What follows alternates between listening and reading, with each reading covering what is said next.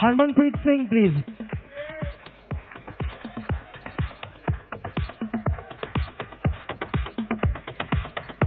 मैं नेक्स्ट नाम ले लेता हूँ। He can just stand, Birendra Lakra, if I can have him just standing there.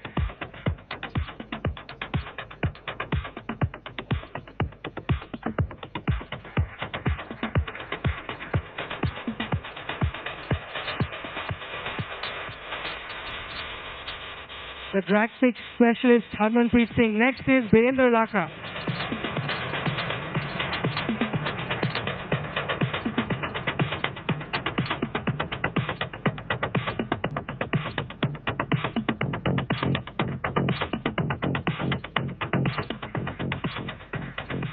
Surendra Kumar, if I can have him next.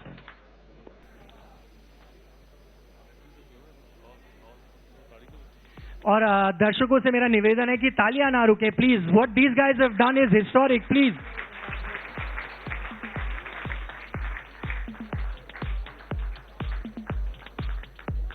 Next up Amit Rohidas.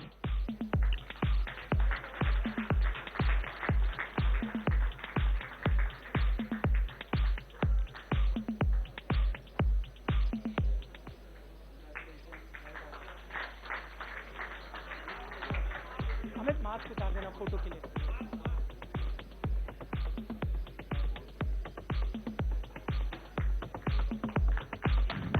जाने से पहले अमित एक सेकंड, जाने से पहले ये बताओ, ये जिन लोगों को पता नहीं है, जब पेनल्टी कॉर्नर होता है ना, ये सबसे पहले दौड़ते हैं, जैसे गोली आ रही होती है, डर नहीं लगता आपको? नहीं, मेरे को डर नहीं लगता है क्योंकि मैं पहले से करके आ रहा हूँ, तो मेरे को प्रैक्टिस मिलता रहा, तो मैं किसी चीज़ का डर नहीं लगता है। जबकि मैं देश के लिए लड़ता हूँ तो पूरी जान दे देता हूँ मैं। Thank you so much Amit. Can I have Rupinder Pal Singh, the big man of Indian hockey?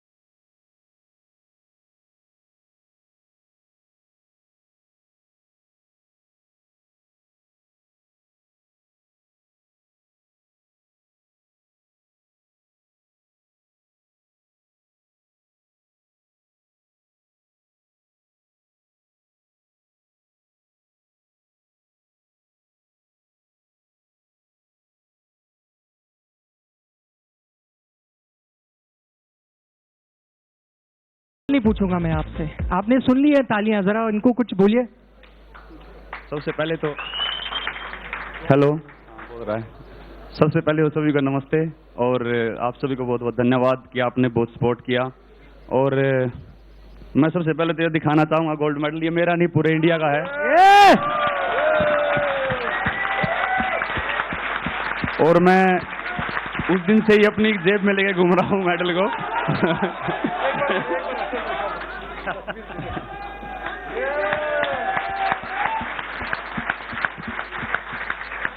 मैं सही बताऊं तो उस दिन से सही तरह से सो नहीं पाए हैं, खा नहीं पाए हैं, लेकिन जब भी मैं एकदम इसको निकाल के देख लेता हूं ऐसा लगता है कि यार सब ठीक है, कोई दिक्कत नहीं। और मैं ये बताना चाहूंगा कि मेहनत तो अच्छी हुई थी, लेकिन कहीं ना कहीं ये था मन में कि यार बहुत तगड़े कॉम्पिटिटर है हमारे, और मेरी वर्ल्ड रैंकिंग 4th चल रही थी और कंपटीशन बहुत ज़बरदस्त था वहाँ पे। लेकिन क्वालिफिकेशन राउंड में जैसी थ्रो लगी और उसके बाद मुझे लगा कि नहीं, ये मेरे लाइफ का सबसे जो तगड़ा मौका है ओलंपिक्स, और ये मैं नहीं छोड़ूंगा। और मुझे लगता है कि अपोनेंट को देख के और कॉम्पिटिटर को देख के कभी भी घबराना नहीं चाहिए, और ये मैंने एक्सपीरियंस किया है मेरे पहले ओलंपिक में, क्योंकि इतना अच्छा कंपटीशन होने के बावजूद भी और इतने अच्छे एथलीट होने के बावजूद भी हमने गोल्ड जीता है। तो मुझे लगता है कि बस अपना 100% दो और किसी से घबराओ मत। एक चीज बताएं, वो जो आपने दूसरा थ्रो फेंका है और उसके बाद जो सेलिब्रेशन करी है, पता था आपको ये बेस्ट गया है थ्रो? बिल्कुल जी, वो जो शरीर का एफर्ट लगता है तो पता लग जाता है कि हाँ ये थ्रो कुछ अलग है, और मुझे लगा था कि मेरा पर्सनल बेस्ट थ्रो है, लेकिन वो थोड़ा उससे कम था, और बस वो फील हो जाता है। और फिर उसके बाद जो अगले दिन सुबह फील हुआ कमर में, शोल्डर में, एल्बो में, तो पर वही है कि अपने पास मेडल है तो ऐसा लगता है कि कोई बात नहीं, चाहे इंजरी हो जाती तो उसको भी देख लेते।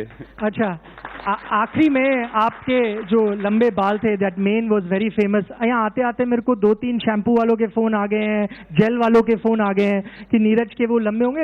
Everyone wants you as a brand ambassador. जी, मुझे लगता है कि मैं शुरू से ही 9-10 साल से लंबे बाल रख रहा था, और अभी वो तंग करने लगे थे। मैं 2-3 कंपटीशन खेल रहा हूँ, उसमें वो पसीना आ रहा था, आंखों पे गिर रहे थे, और मैंने वो सिर पे वो क्या पट्टा ही बांध के देख लिया, टोपी भी डाल के देख ली, वो सब गिर जाता था लाइन से आके। तो मैंने सोचा कि यार ओलंपिक है, ऐसा कोई स्टाइल बाद में हो जाएगा, गेम पहले है।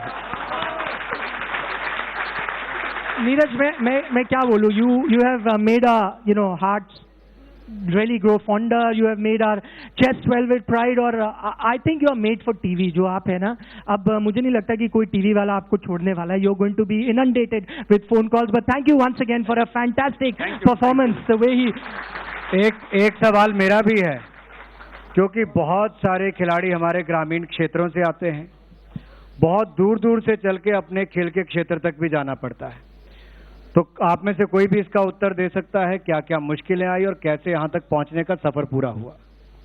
जी बिल्कुल, मुझे लगता है कि ये प्रॉब्लम सभी जितने भी खिलाड़ी यहाँ पे बैठे हैं लगभग सभी मिडिल क्लास फैमिली से हैं, और सभी को ये प्रॉब्लम आती है। लेकिन मैं बोलता हूँ कि उनकी फैमिली का सबसे बड़ा हाथ होता है कि वो पैसे से चाहे उनको सपोर्ट नहीं कर सकते, लेकिन वो जब ये बोलते हैं ना कि तुम बस खेलो, कोई बात नहीं, रिजल्ट देखा जाएगा, तो वो बहुत जरूरी होता है। और मुझे लगता है कि वो जो एक स्ट्रगल होता है और वो जो कमी होती है पैसों की भी या स्टेडियम की, वो कहीं ना कहीं एक एथलीट में आग पैदा करती है कि हाँ हमारे पास इस चीज की कमी है और हमें मेहनत करके इसको पूरा करना है। मुझे लगता है बहुत महत्वपूर्ण बात कही है कि निचले स्तर से जो एथलीट, पिछड़े से पिछड़े क्षेत्र से भी एक जो जज्बा, जुनून और जीतने के लिए जो आग अंदर है, वही उसको इस मुकाम तक लाती है। और वहां पर कहीं ना कहीं बाकी स्तर पर फेडरेशन हो, टॉप स्कीम हो, भारत सरकार हो, उसके बाद आगे ले जाने का काम भी उसके आगे किया जाता है। लेकिन इन खिलाड़ियों ने जो अलग अलग क्षेत्रों से, बहुत पिछड़े क्षेत्रों से भी आते हैं, गरीब परिवारों से भी आते हैं, लेकिन भारत के लिए मेडल जीतने में मेहनत में कोई कमी नहीं छोड़ी। तो जोरदार करताल ध्वनि के साथ इनका बहुत बहुत धन्यवाद। Thank you so much. You can take your seat. Thank you. Last but not the least, mister Kiren Rijiju ji, I told you right at the start कि इतनी जल्दी आपको तो हम जाने देंगे नहीं, so the final closing remarks, it's over to you. Olympic जो है दुनिया का सिर्फ खेल ही नहीं बल्कि सबसे बड़ा इवेंट है। ओलंपिक से बड़ा इवेंट दुनिया में और कुछ नहीं होते हैं।